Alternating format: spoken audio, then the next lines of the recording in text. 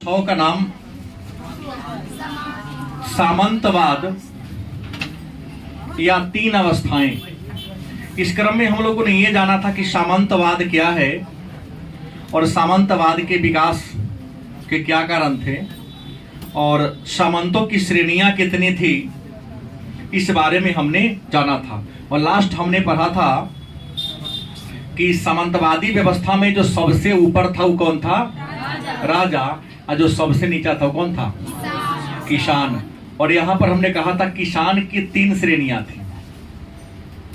हमने कल के क्लास में लास्ट पढ़ा था, उसमें आपको हमने कहा था कि जो किसान थे वह तीन प्रकार के किसान थे। पहला प्रकार का जो किसान था उसका नाम था स्वतंत्र किसान। दूसरा किसान हमने कहा था पराधीन किसान। और तीसरा किसान के बारे में हमने कहा था भूदास, मैंने भूमि पर काम करने वाला गुलाम।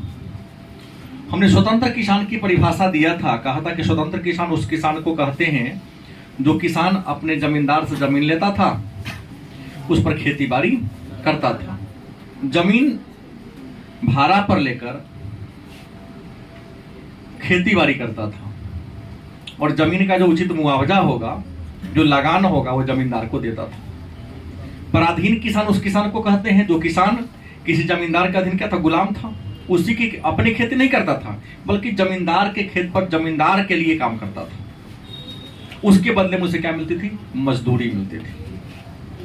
अब भूदास वह था जो भूमि पर गुलाम था, वह किसी जमींदार से बंधा हुआ था। और भूदास उसे कहा गया था जो लड़ाई में जीतकर लाया गया था।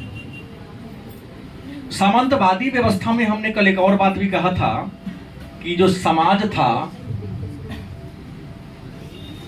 तीन भाग में बट गया था।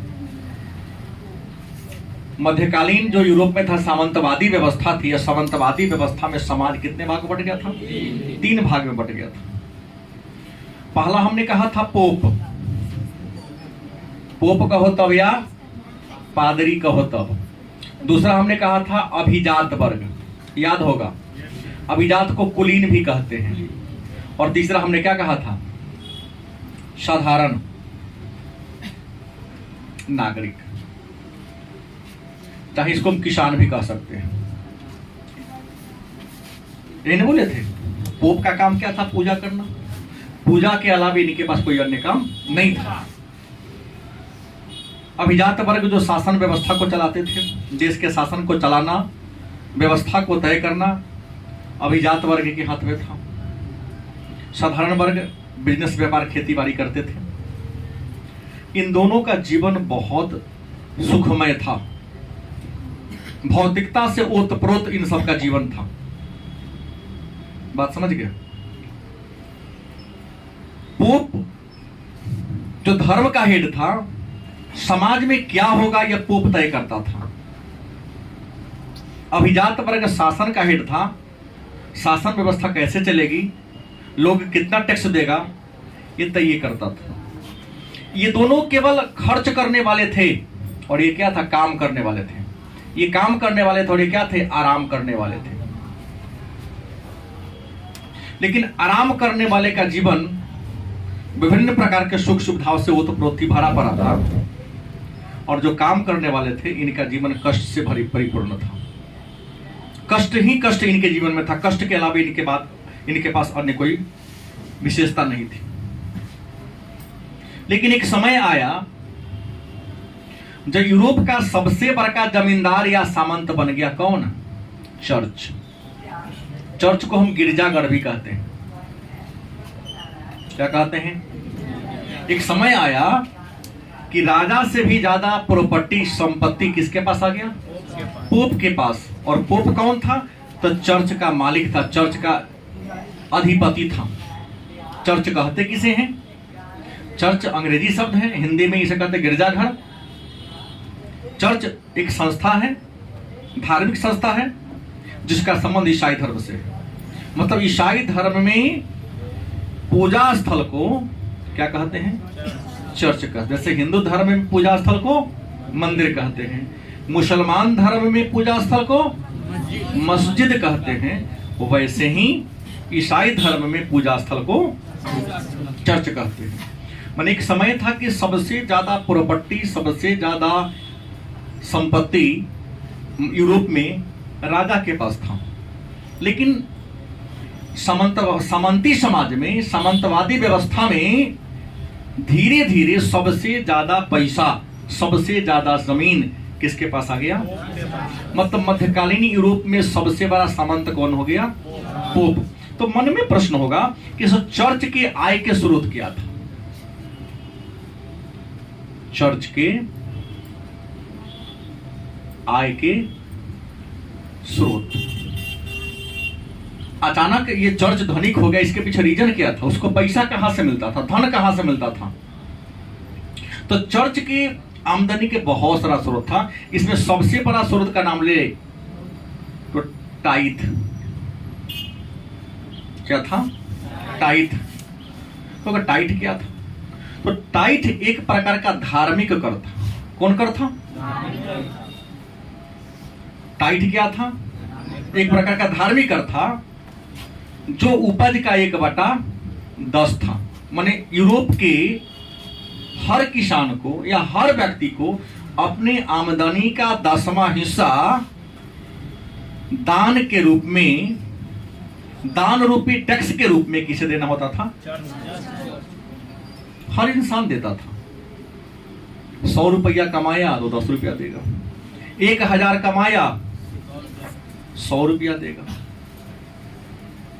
तो आमदनी का 10वां हिस्सा माने किसको देता था? चर्च को। इसे क्या कहा जाता था? तो टाइथ क्या था? एक धार्मिक कर। कौन लेता था? चर्च लेता था। और चर्च के मेन अधिकारी कौन था? पोप। दूसरा क्या था? अनुष्का। दूसरा क्या था? अनुष्का व संस्कार। दूसरा क्या हो गया? अनुष्का व संस्कार। कहोगे अनुष्का क्या है, संस्कार क्या है? तो जब कोई बच्चा जन्म लेता है या मां के गर्भ में आता है, तो मां के गर्भ में प्रवेश करने से लेकर उसके मृत्यु तक हमारे समाज के द्वारा विभिन्न अवस्थाओं से गुजारा जाता है। नहीं तो उसी सामाजिक त्योहार को हम कहते हैं संस्कार कहते हैं। जैसे हमारे हिंदू धर्म में कितने संस्कार हैं? 16 संस्कार हैं। हिंदू धर्म में कितने संस्कार हैं? 16 संस्कार है। कोई दिक्कत है ना? 16 संस्कार। इसमें पहला संस्कार कौन है? गर्भधारण संस्कार। और अंतिम संस्कार कौन है? दाह कर्म। तो हमारे हिंदू धर्म में संस्कार कितने हैं? 16 संस्कार है। मुसलमान धर्म में कितना है? नहीं पता। यहां पर 5 संस्कार है और ईसाई धर्म में 7 संस्कार। तो उसी संस्कार कर देते हैं। करना होता, सबको करना होता है। कुछ लोग इसी में नहीं मानते, उसको छोड़ दो। हर जगह अच्छा बुरा इंसान है। लाठी से नहीं करवा लेंगे, मन होगा तो करेगा, मन नहीं होगा तो। इसमें जैसे हिंदू धर्म की बात कर ले तो गर्भधारण भी एक संस्कार है। बच्चा जन्म लेता है ना, उसका नामकरण किया जाता है, तो नामकरण भी एक संस्कार है। पहली बार घर से बाहर निकलता है तो भी संस्कार, उसको निष्कासन संस्कार कहते हैं। उसके बाद पहले बार भोजन कब करेंगे, पंडित जी से पूछा जाता है। उसके बाद अन्नप्राशन संस्कार।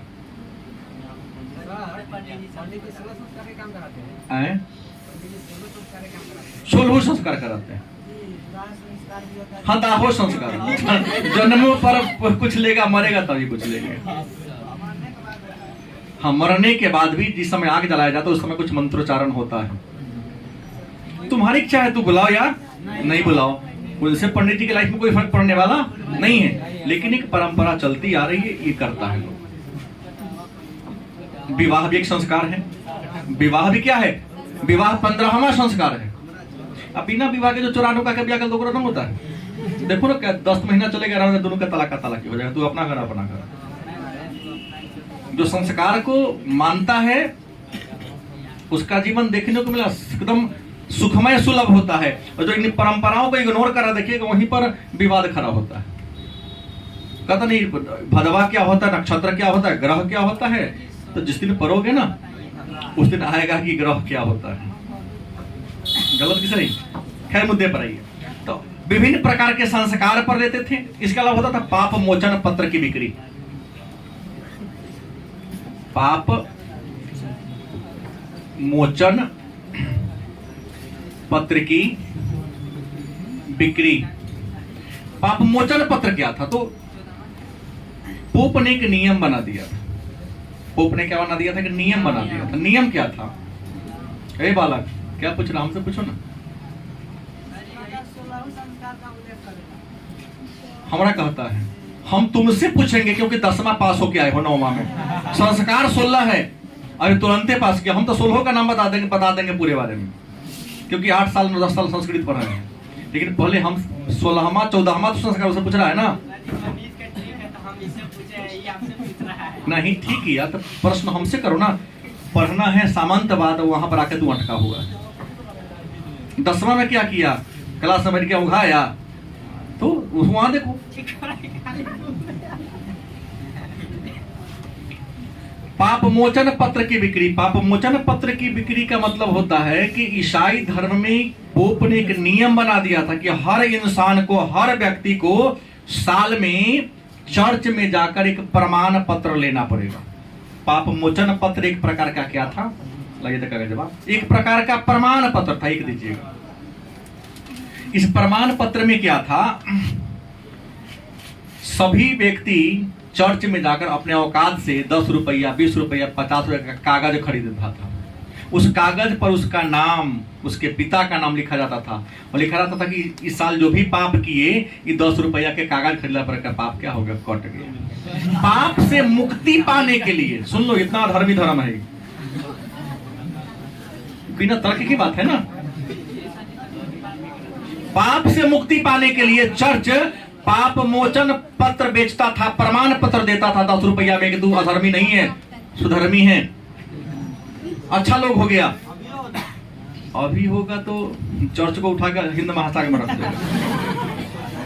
वो तब था जब शिक्षा नहीं थी। जैसे आप लोग क्यों उठा जाइएगा? आप लोग जिस व्यवस्था पर चल रहे हैं ना, मुद्दा कहीं है, ताल कहीं पिटा रहा है, कमर कहीं हिल रहा है, तो बड़ी आसानी से आप लोगों को बेवकूफ बना दिया जा सकता है। गांव से केवल सीतामढ़ी इस रिंग मान तक आप लोगों को पोजीशन ठीक रहेगा। जैसे ही से बाहर जाओगे ना, बड़ी आसानी से बेवकूफ बन सकते हो, क्योंकि जिस समय ज्ञान अर्जन करने का टाइम है, उस समय टाइम पास कर रहे हो। इंसान का सबसे बड़ा मित्र समय होता है। समय का सदुपयोग करना चाहिए। और जो इंसान समय का दुरुपयोग करेगा, तो जौना समय भी तुम्हारा जब दुरुपयोग करना शुरू करेगा ना, देखते ना तुम्हारे गांव में, हमारे गांव में कुछ लोग ऐसे ही पकड़े लेकिन भगाते रहता है। क्यों? इसके पीछे रीजन यह है कि उसने अपने समय का दुरुपयोग किया है। कि जब उसके पिता ने पढ़ने का ड्यूटी दिया होगा, तब पढ़ाई के समय तमाशा किया होगा, तो उसका जीवन तमाशा बन के रह गया। बात मूल्यांकन करने के लिए कह रहा हूं। इसलिए मिला है समय 5 साल का आप लोगों को, कम से कम बीए तक तो बाबूजी खर्चा देने को तैयार है। ये इंटर 2 साल और 3 साल कौन क्लास? अब बीए तक कुछ नहीं करोगे, बाबूजी कहेंगे बउआ हमारा बकौस दे आओ, हमने तो अपराध कर दिया तुमको पैदा करके, बहुत शोषण तो मेरा किया अंग्रेज की तरह, अब तो कुछ कमो अपने। ये तोरों पर लागू, सबसे से तोरे पर लागू होता है ओकरा पर, क्योंकि तू ही बेसी चल दूनू करता है बेसी इन्हें उन्हें, बाकी तो सबको एक बार कहते हैं सब शांत हो जाता है। गलती बोला हूं? ऐसा हमारे पक्ष में सब मतदान करेगा। जैसे तू यहां से कल वहां के यहां शांत हो गया। आइए मुद्दे पर आइए। तब पाप मुद्दे देखो कितना बुरा बात था, मुद्दे की बात देखो कितना बुरा था कि साल भर कितनों कुकर्म ही करो, बुझ गए बात, चोरी करो, डकैती करो, हत्या करो, बलात्कार करो, आज जाके चर्च को दे दो 100 रुपया, वो दे देगा कथी को? प्रमाण पत्र। उस प्रमाण पत्र से तो क्या हो गया? पाप से मुक्त हो गया। तो अब कहां जाएगा? स्वर्गे में जाएगा, नरक में नहीं जाएगा। हाँ स्वर्गे में जाएगा, ये डायरेक्ट जाएगा बिना टिकट के। चर्च के पदों की बिक्री। की भी बुराई था। कहां से आमदनी होता था? तो चर्च के पदों की बिक्री। जो पोप था ना, चर्च का सबसे बड़ा पदाधिकारी कौन था? पोप या पादरी। अगर तुमको पुजारी बनना है, नन बनना है, चर्च में अरे छोटा छोटा साधु संत को कहा जाता है, तो पद पर तुम जाना चाहते हो तो लाओ, 1 रुपया तुमको हम बना देंगे। योग्य व्यक्ति को बहाल नहीं करता था। जैसे आज भी देखो, बहुत ऐसे आपके अगल बगल में भाई बहन होंगे जिनके में शिक्षा की योग्यता बहुत ज्यादा है, लेकिन अपने बिहार में हमको तो कई बार सुनने को मिला, परीक्षा में क्वेश्चन आउट हो जाता है। मैं प्रशासनिक अधिकारी को दोषी मानता हूं, आज सबसे बड़का सरकार को दोषी मानता हूं। व्यवस्था कैसे नहीं कि उस क्वेश्चन आउट हो जाता है जी? क्या जी? यूपीएससी की क्यों नहीं आउट होता है? बिहारी का क्यों आउट होता है? क्योंकि सरकार ही चोर है, वही चोरी कर आउट करा करके पैसा कमाना चाहता है। जब पकड़ा गया पदाधिकारी तो उसको जेल में क्यों नहीं बंद करता है? तुम्हारा क्या है वो? इसका मतलब तुम्हारा कहीं ना कहीं हाथ है। जब फलो अमुक अमुक पदाधिकारी का नाम आगे क्वेश्चन आउट कराने में, फिर भी बाहर घूम के पदाधिकारी बनकर बैठे हुए हैं। हाँ, जितने बड़े पदाधिकारी है सरकार के दलाल हैं। वो तो पद नहीं कहूंगा, वो दलाल है, सब दलाली करता है सरकार के लिए। क्वेश्चन आउट कराओ, नौकरी बहाल कराओ। मैं तो देखा हूँ बिहार में, जो बिहार दरोगा में मैं देखा हूँ सीतामढ़ी, इस बार पीटी पास नहीं है, मुख्य परीक्षा के दिन यहाँ पर हुआ रहा था, दरोगा के स्टार लेके हुआ रहा है, दिया होगा 20-25 लाख रुपया। आज जो गरीब आदमी है, अगर बच्चा पढ़ने के लायक है, बिहार में सीट बिकता है, मानना पड़ेगा। कई बच्चा रोते रोते आया कि सर देखिए ना, सब चीज था, नहीं हुआ। क्या ना हुआ? तुम्हारे बाबू के पास पैसा ना था। तुम्हारे बाबू के पास पैसा था, उतना ही तुमको पढ़ा सका, लेकिन व्यवस्था के लायक तुम्हारे बाबूजी के पास पैसा नहीं था, इसलिए तुमको नौकरी। ये होता है, हुआ है बिहार में। खैर, मुद्दे पर आइए। तो ईसानी के चर्च था। वर्तमान हमारे बिहार की शासन व्यवस्था की तरह मध्यकालीन यूरोप का चर्च था। तो चर्च के छोटे छोटे बड़े बड़े सब पद को बेच देता था। सही बात है ना? चर्च के पद का जब बिक्री हो जाएगा, जो पैसा दे के पद पर आएगा, वो तो पहले घोटाला करेगा ना। जो दरोगा जी 20 लाख 25 लाख देकर दरोगा बने हैं, पहले तो ब्याज सहित कमीशन ले लेकर अपन निकालेंगे ना। भाई, मुखिया जी काहे आपको काम करेंगे? क्योंकि मुखिया जी से आपने वोट देने के लिए रुपया लिया है, 2-2 हजार। खूब चला है, मैं जानता हूं। हम गए वोट देने का, भैया याद रखिएगा, हमें तुम्हारी औकात है हमसे बात करने के लिए, लेकिन डाटा इनका तू ना जने छो, खाली वोट के दिन अवे करते हैं। जितना हरना तुम्हारा काम है, तो हर है कि हमको पैसा देगा तो हमको खरीद लेगा। हम बड़का आदमी थोड़े नहीं कि तो पैसा से भी कर जाएंगे। हम सामान्य लोग हैं। सामान्य लोग के पास सम्मान होता है, इज्जत होता है, जो पैसा पर खरीद बिक्री नहीं होता है। पैसा पर बड़े लोग बिकते हैं। गांव के जो मुहगार का होगा 20 रुपया ले लेगा, ये सब वोट हमर हो, तो दिया जाता जाना। सामान्य लोग नहीं बिकते। सामान्य लोग पास कुछ नहीं है, क्या है? इज्जत है। क्यों? इनमें से अधिकांश के बाबू रुपया नहीं लिया होगा, लिया होगा जो मुहगार का होगा। मैं जानता हूँ, देने गया था। चलो, हाँ। तो चर्च के पदों की बिक्री, हमने कहा कि जो चर्च के पद लिया पैसा लेके, तो पहले उतना तो कमाने का चक्कर में रहेगा ना, कल्याण तब ना करे। गांव में पंचायती राज व्यवस्था में विकास क्यों नहीं होता? इसके पीछे रीजन है। मुखिया बनने में करोड़ करोड़ रुपए लोग खर्चा कर रहा है। पहले करोड़ रुपए निकालेगा ना, अब बचेगा तब जाके गांव के विकास पर खर्चा करेगा। आइए, इसके अलावे है पवित्र वस्तुओं का दर्शन।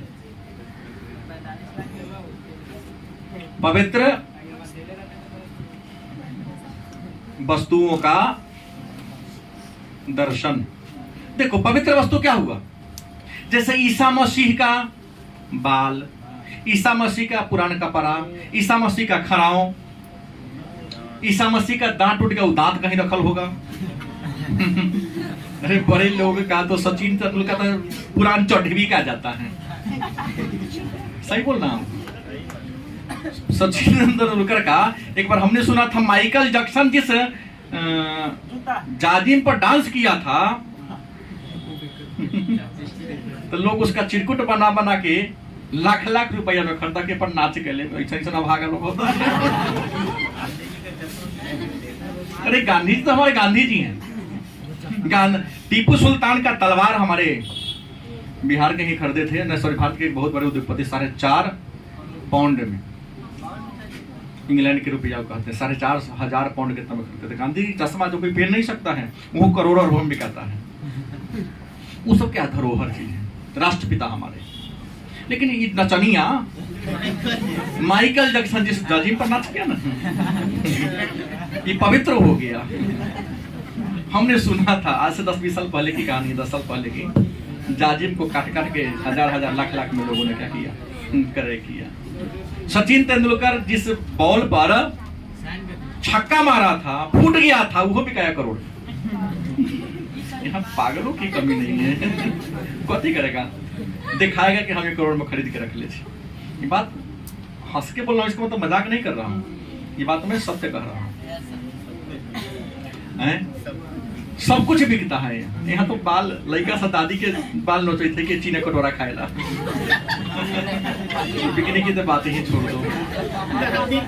लेकिन पेपर में आलेख आया था कि दादी सो रही थी, छोटे छोटे बच्चे, दादी को लगा कि ढील निकाल रही थी, ढील थोड़ी निकाल रहा था, वो बाल नोच रही थी, कोई चीनी कटोरा वाला टुनटुना रहा था, और उसको दोगे थोड़ा सा लड़का को दे देगा। पहले तो बाल देखिएगा, ग्रामीण क्षेत्र में क्या होता है कि मम्मी दादी बहन जब बाल झाड़ती है ना तो उसको लपेट लगी टाटी में खोस देगी। सही बोला हूँ? नहीं जानो महंगा, इसको सीधा करके इसको बिग बनाता है, महंगा बिकता है। बच्चे लोग को चीनी कटोरा वाला जानते हो कि नहीं? सन पापड़ी जिसको कहते हैं, हम लोग अपने बचपन में चीनी कटोरा उसको कहते थे। हाँ, तो वो चलता बिकता था। तो पवित्र वस्तु को देखा कर, ये पोप जो थे, ईसा मसीह का बाल, ईसा मसीह का दांत, ईसा मसीह का नाखून, उनका चश्मा, उनका खड़ाव देखा के देखे वो पैसा लो।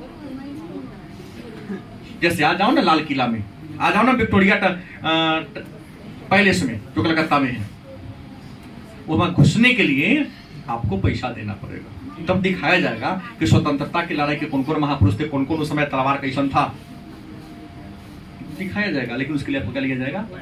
पटना में जो बड़ा बड़ा बिल्डिंग बना है, विज्ञान भवन सब बना, उसमें वही चीज रखा रहता है, गांधी संग्रहालय ये सब है, वही सामान रखा रहता है। जाओगे तो 10 रुपया 20 रुपया आपसे लिया जाएगा, और वहाँ लिखा रहेगा तलवार रखा, फलानमा का तलवार है।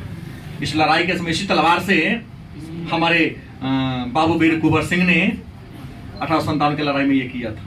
उन चीजों को सुरक्षित रखा जाता है ताकि आप लोग उसको क्या कर सको, देख सको कि उस समय का सामान। तो पवित्र वस्तुओं को दिखाकर पैसा कमाता था। तो चर्च की आमदनी के क्या थे? ये सारे स्रोत थे, इस तरीका से रुपया कमाता था। तो फिर एक प्रश्न आएगा, तो सामंतवाद के गुण क्या थे?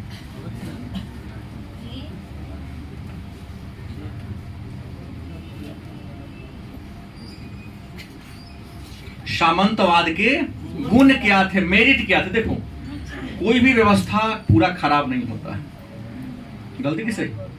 जैसे हम हमेशा अक्सर आप लोगों को डांटते रहते तो सब किसी काम के लायक नहीं, ऐसा तो नहीं। मेरे नजर में काम के लायक नहीं है, अपने पापा के नजर में लायक नहीं, लेकिन कोनो काम के लायक तो जरूर है। मैं तुमको और अच्छा देखना चाहता हूँ, इसलिए लगता है कि तुम किसी काम के लायक नहीं, मतलब नालायक हो, लेकिन लायक जरूर है किसी न किसी काम में। ऐसे ही आप में केवल बुराई नहीं है, आप सब में भी कुछ न कुछ ज्यादा अच्छाई है। वैसे ही सामंतवाद जो है उसमें केवल गुण ही नहीं था और केवल अवगुण ही नहीं था, बल्कि गुण और अवगुण दोनों था। हर इंसान में अच्छाई और बुराई दोनों उपस्थित होता है। तो सामंतवाद के गुण क्या थे, दोष क्या थे? तो सामंतवाद का पहला गुण ये था कि सामंतवाद का जब विकास हुआ तो सामंत राजा पर कंट्रोल कर लिया, क्योंकि राजा सैनिक सहायता के लिए किस पर निर्भर था? सामंत पर। सामंत कहा कि सैनिक सहायता देंगे, लेकिन आप जो निरंकुश है ना, कंट्रोल कीजिए थोड़ा सा। तो सामंतवाद के आने से पहला लाभ ये हुआ कि राजा जो पहले निरंकुश था, राजा जो कह दिया वही कानून बन गया। आगे कुछ नहीं देखता था कि इसका साइड इफेक्ट क्या होगा, कुछ बोल देता था, उसको करना होता था। तो पहला फायदा ये हुआ कि राजा की सत्ता पर क्या आ गया? निरंकुश हो गया। दूसरा फायदा ये हुआ कि मध्यकाल में लोग, आम जनता का जीवन बड़ा दुख कष्टमय था। आम जनता का जीवन क्या था? कष्टमय था, क्योंकि राजा से मिलना संभव किसी के बस बात था नहीं। लेकिन दिक्कत क्या हुआ, जब सामंतवाद आया तो राजा ने अपन जमीन बड़े सामंत को दिया, बड़े सामंत ने किसको दिया? छोटे सामंत को दिया, छोटे सामंत ने साधारण सामंत को दिया, साधारण सामंत ने भी उससे नीचे वाला को दे दिया। सब खेती बाड़ी पर जोता था। जब भी किसी को अपना टैक्स देना हो तो सामंत के दरबार में जाता था। तो सामंत आम आदमी को चिंता था, आम आदमी अपन समस्या अपने सामंत को कहता था, सामंत उस समस्या को बड़े सामंत को कहता, बड़े सामंत उससे बड़े को, अंत में कहाँ पहुंच जाता था? आखिर आम आदमी का बात राजा तक पहुंच गया ना। जब राजा तक पहुंच गया तो आपकी समस्या का क्या होगा? जैसे कोई समस्या आपके लाइफ में आ रहा है, बार बार आप थाना में जाते हैं, समाधान नहीं होता है, बार बार कोर्ट में जाते हैं, समाधान नहीं होता है। जाओ, जनता दरबार लगा हुआ है। इसलिए जनता दरबार बनाया गया है कि जो गरीब आदमी उसके बाद कोई सुनने वाला नहीं है। हमारे माननीय नीतीश कुमार जी ने घोषणा कर दिया कि जनता दरबार लगा, वो भी लगाते थे, अभी लगता है। डीएम सीतामढ़ी के या हर जिला के डीएम ही जनता दरबार लगाते हैं। तारीख होता है, अगर आपके पास समस्या है, कोई आपको परेशान कर रहा है, आप सच्चाई पर आप हैं, तो आवेदन पत्र लिखे जाइए उनके यहाँ, आपके समस्या का समाधान करेंगे वो। जनता दरबार हुए तो जनता के लिए दरबार लगता है। तो ये बुराई थी तो अच्छाई भी थी। 10 मिनट और क्लास चलता हो। तो बुराई थी, अब क्या है? गुण क्या थे? ये हो गया 2 गो। अब अवगुण क्या थे?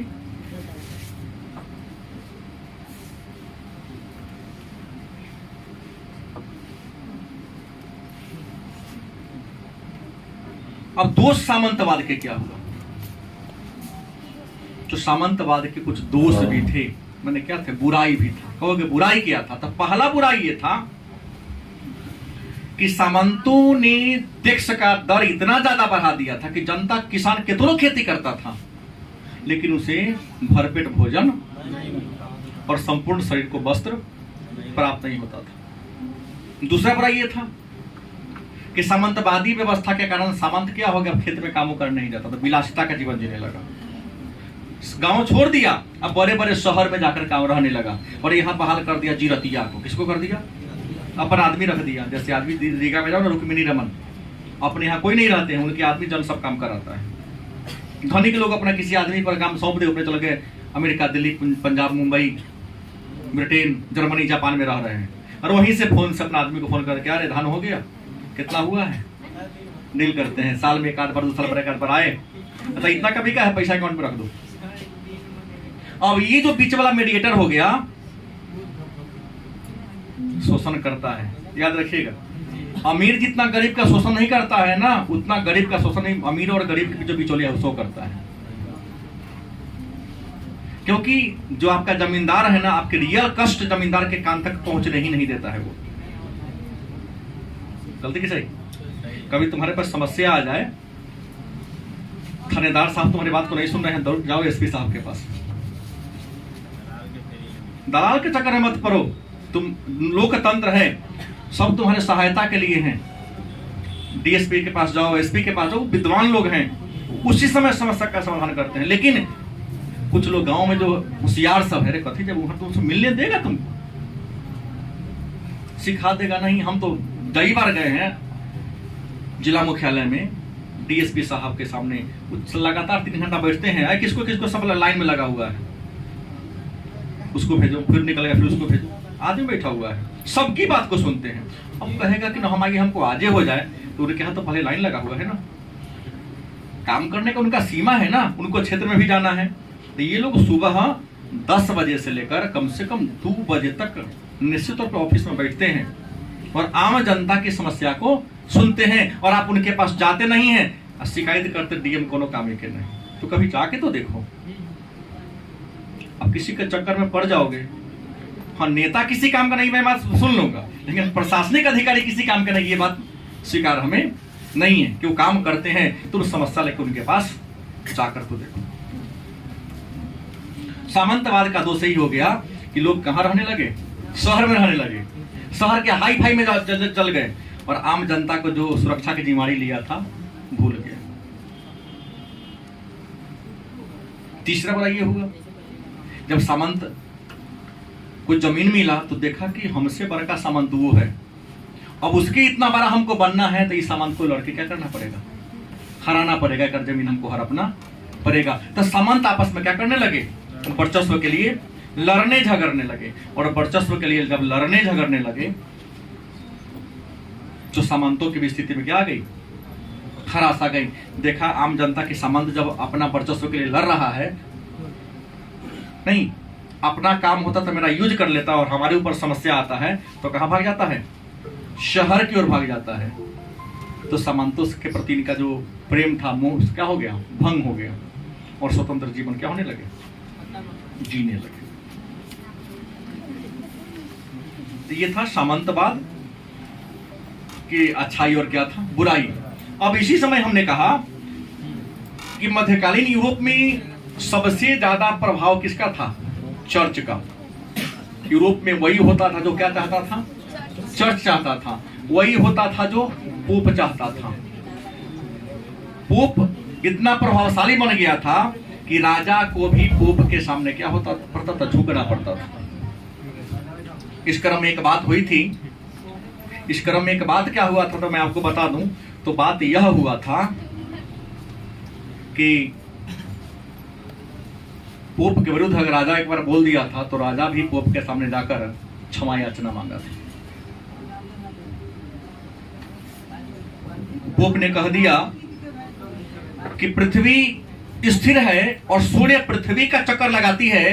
अगर आप कह दिए कि नहीं सूर्य का चक्कर पृथ्वी लगाती है, ऐसे कहने वाले को उस समय फांसी दे दिया जाता था। जैसे सुकरात को सच बोलने के लिए पोप ने फांसी दे दिया, जहर दे के मरवाई कर दिया। और जो पोप के विरुद्ध बोलता था उसके लिए नियम था, खूंटा 2 गो गाड़ दिया जाता था और खूंटा में उसके पूरे बॉडी को बांध कर जिंदा जला दिया जाता था। हम इसलिए बोलते कि ईसाई धर्म में डंका पेट कम ये है, तुमने जड़ में तो जाके देखो तुमने क्या क्या अत्याचार किया है विद्वानों के साथ, गलत कि सही। कई लोग ऐसे हैं जिनको सही बोलने के लिए पोप ने क्या कर दिया, जिंदा जलवा दिया, जहर देके क्या कर दिया, मरवा दिया। तो चर्च की जो बुराइयां थी, इस बुराइयों के विरुद्ध में एक व्यक्ति थे जॉन विक्लिफ और दूसरा थे मार्टिन लूथर। इन लोगों ने चर्च में जो बुराइयां थी, चर्च जो धर्म के नाम पर तरह तरह का अत्याचार करते थे आम जनता पर, इसके विरुद्ध में आवाज उठाना क्या कर दिया, शुरू कर दिया। तो चर्च में जो बुराइयां थी, धर्म में जो बुराइयां थी, धर्म के बुराइयों के विरुद्ध में विभिन्न दार्शनिकों ने, विभिन्न विद्वानों ने जो आवाज उठाना शुरू कर दिया, उसी को हम कहते हैं धर्म सुधार आंदोलन। क्या नाम पड़ गया? तो प्रश्न आएगा कि धर्म सुधार आंदोलन क्या है। तो ईसाई धर्म में जो बुराइयां थी, उस बुराई के विरुद्ध में जो समाज सुधारक थे, जो धर्म के लोग थे, उन लोगों ने नारा लगाना क्या कर दिया, शुरू कर दिया कि नहीं बाइबिल हमारा ये कहता है, आप ऐसे कर रहे हो, विज्ञान ये कहता है, आप ये कह रहे हो, जो क्या है गलत है। तो धर्म में जो बुराई थी, उस बुराई के विरुद्ध में लोगों ने जो आवाज लगाना शुरू कर दिया, उसी को हम कहते हैं धर्म सुधार। और धर्म सुधार आंदोलन में सबसे आगे स्थान किसका आता है, जॉन विक्लिफ का। उसका नाम क्या आता है, मार्टिन लूथर किंग का। मार्टिन लूथर किंग इसलिए इसमें आगे आया था कि इनके बड़े भाई को पोप ने जिंदा जलवा दिया था, सही के लिए। पोप का प्रभाव इतना था कि गैलीलियो ने जो अपना सिद्धांत दिया था, डर से उनके सिद्धांत को किताब में नहीं लिखवाया, वो मर गया तब उसका किताब छपा। गैलीलियो ने दूरबीन का आविष्कार किया था ना, वो दूरबीन से सब चीज देख लिया था, पता लगा लिया था कि सूर्य ग्रहण और चंद्र ग्रहण का कारण क्या है, लेकिन डर से सिद्धांत को नहीं पेश किया, क्योंकि हम अगर रखेंगे ना तो हमको खूंटा में भी जला बांध के क्या कर देगा, जिंदा जला देगा। तो पोप इतना अत्याचार किया। तो लोग, हमने तो पढ़ा है, आप भी सुने होंगे, क्या अति सर्वत्र वर्ज्यते, अति हर्षित वर्जित, अति रूपेण वैशिता, अति गर्वेण रावण। सुने होंगे, नहीं सुने हैं? अति रूपेण वैशिता, अति गर्वेण रावण, अति दानात बलिवर्ध्यो, अति सर्वत्र वर्ज्यते। कहने का मतलब है कि पोप अति कर दिया था। अत्याचार की सीमा होती है, एक रबर को लमराओ, उस सीमा तक लमराओगे तो ना टूटेगा, उससे ज्यादा करोगे तो क्या हो जाएगा, टूट जाएगा। जैसे लिखा कि सीता जी का अति रूपे न वै सीता, मतलब सीता जी का हरण इसलिए हुआ क्योंकि वो सुंदर थी। अति गर्वे न रावण, रावण का नाश इसलिए हुआ क्योंकि रावण क्या था, घमंडी था। अति दानात बलि वर्ध्यो, बलि इसलिए पतन हो गया बलि का क्योंकि बलि बहुत बड़ा का दानी था। दान औकादे से करना चाहिए। धर्म तुमको पेट नहीं भरवाएगा, जान लेना। दान करने से तुम्हारा बाल बच्चा रोड पर आ जाएगा, तो ऐसा दान करवे नहीं करो। तुम्हारे पेट से बचे तभी जाके दान करो। गलती बोल दिया। वही लिखा कि अति दानात बलि का इसलिए पतन हो गया क्योंकि बलि बहुत दान किया, इसलिए अति से हमेशा बच के रहो। खाने से ऊर्जा मिलती है, इतना मत खा लो कि पेटे जवाब दे दे, हाँ, पेट फट के बराबर हो जाए, उसे ज्यादा नहीं करो। तो इन लोगों ने क्या किया, धर्म के विरुद्ध आंदोलन चलाया, धर्म सुधार आंदोलन चलाया। तो ईसाई धर्म दो गुटों में बट गया। ईसाई धर्म क्या भाग में बट गया, एक का नाम पड़ गया कैथोलिक, दूसरा प्रोटेस्ट। मतलब पहले था कैथोलिक, इस कैथोलिक धर्म में जो बुराई थी, उस बुराई के विरुद्ध में मार्टिन लूथर ने एक आंदोलन चलाया। उस आंदोलन के कारण कैथोलिक धर्म दो भागों में क्या हो गया, टूट गया। जो मार्टिन लूथर के अनुयायी बने उसे क्या कहा गया, प्रोटेस्ट। माने बलपूर्वक धर्म में जो बुराई थी उसको दूर करने के लिए आंदोलन चलाया गया, उसको हम कहते हैं रोमन प्रोटेस्ट या कैथोलिक। ये था पार्ट नंबर 6।